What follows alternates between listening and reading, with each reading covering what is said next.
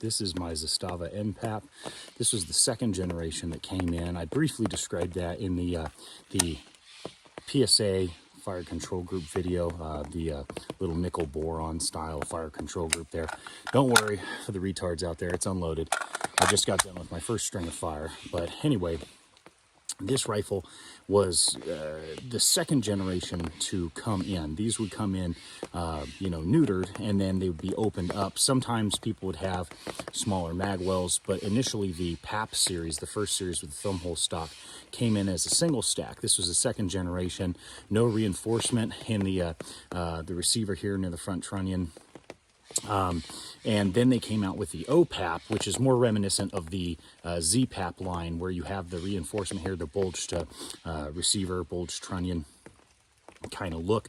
What I've went with here is a Bakelite grip, the standard factory lower forearm that came with it, a Kyber Pass Customs little cheese grater up front, and of course my little faggy DMR style of SVD flash hider. In the rear, we have this cheek piece. I actually got this from a guy on a forum that does a lot of work with Europe and stuff. And so this is a genuine cheek piece. It doesn't quite fit on the Manticore Arms triangle stock.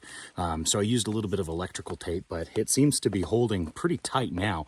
And this thing is awesome. I wish American companies would copy this. There's a couple of companies that came out with some stuff, but this is the only one that I've seen that's, kind of got that nice leather cheek piece. And then in the rear, we have the UTG style of, they're going to say recoil absorber, but really this is just a extension. This gives you another inch or inch and a quarter or inch and a half of length of pull, and then a Mosin sling, like little leather sling collar here that I put around for tension so that it doesn't slip off. But essentially this is the Npap in a nutshell, and it's pretty darn accurate.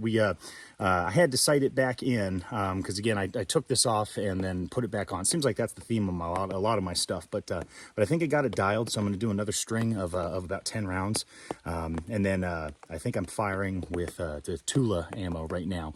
But yeah, that's about it. So far, PSA fire control group looks like it's working pretty well.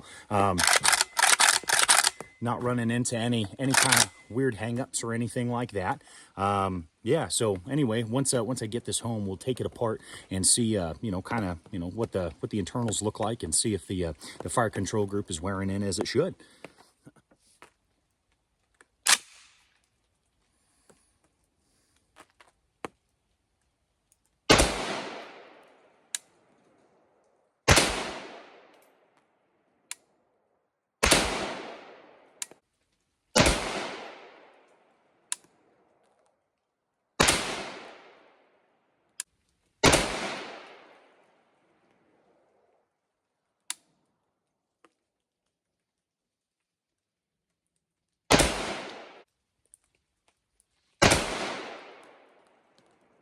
There we go. We're going to go for the steel since it's raining today. Yeah. 2 more rounds. I'm probably going to knock the steel over.